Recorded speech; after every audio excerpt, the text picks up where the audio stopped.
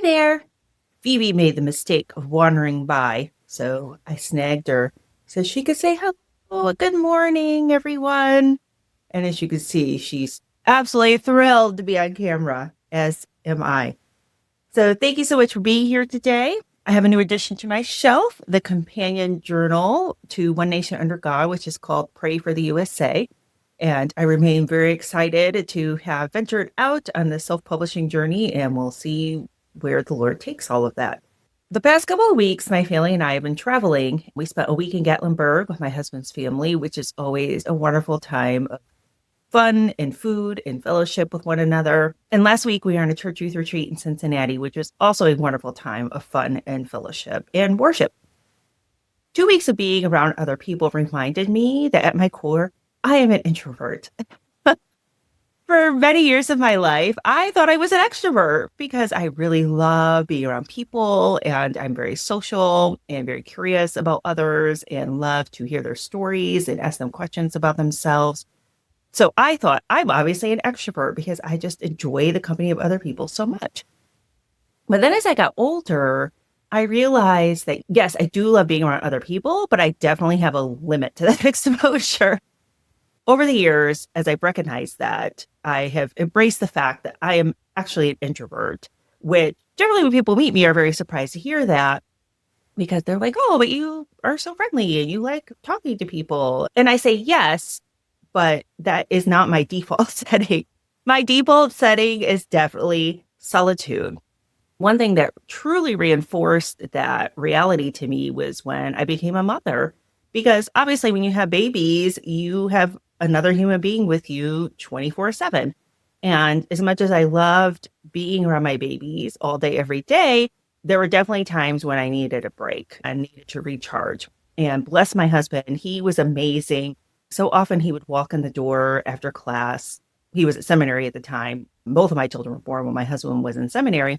He would walk in the door and take one look at me and say, why are you go take a shower or go take a nap or go for a walk or walk down to the cafe and get yourself some coffee.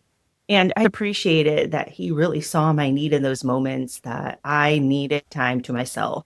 That time away didn't need to be anything long or complex or expensive. I didn't need an expensive spa day. Like he said, sometimes I just needed maybe a 30-minute nap. Sometimes maybe I needed to take an uninterrupted hot shower. I am and remain very grateful to him, not only for seeing me in those moments of early motherhood, but continuing to recognize that I am a person who needs to recharge. Most people assume that I am extroverted and my husband is introverted, but it's actually the exact opposite. We both very much enjoy our time alone, but he very much gets recharged being around other people, whereas I do for a little while, but then I start to feel drained.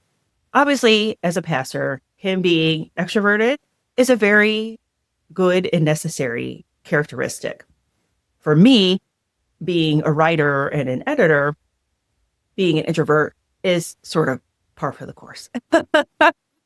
It's very rare you will meet writers and editors who are not introverted. It's very unusual. This industry attracts introverted people, which makes sense because so much of the work we do is done in solitude. And therefore, people who are extroverted would not necessarily thrive in this calling. However, I know there's also a third category that is generally called ambivert, which means that you have both extroverted and introverted tendencies. And generally, the way it's described is that you are either an introvert with some extroverted tendencies, or you are an extrovert with some introverted tendencies. So I actually think my husband and I are both ambiverts. I think that he is an extrovert with introverted tendencies. And I think that I am an introvert with extroverted tendencies. And I think that those differences contribute a lot of balance in our. I apologize if there's a choppy edit right before this, but my phone lost its mind and decided to stop recording for reasons known only to it. Even the tech is sometimes grumpy and uncooperative on a Monday. I just want to end this video by saying that I find it endlessly fascinating the way that God has uniquely created each one of us with different characteristics. And especially in a marriage relationship, how he yokes you together with someone who can complement you. I think that that is one of the most beautiful parts of being married is seeing God's wisdom in all of that and understanding and appreciating and celebrating those differences.